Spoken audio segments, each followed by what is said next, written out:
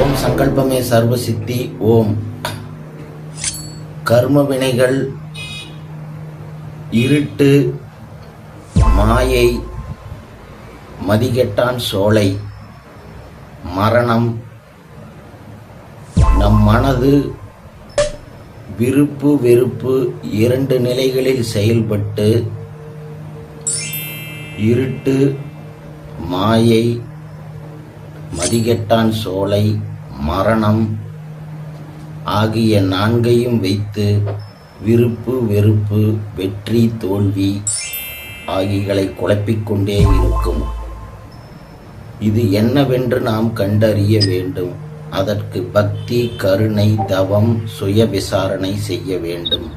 அப்பொழுதுதான் இந்த மதிகெட்டான் சோலை என்ன என்பதை நாம் கண்டறிய முடியும். வணக்கம்.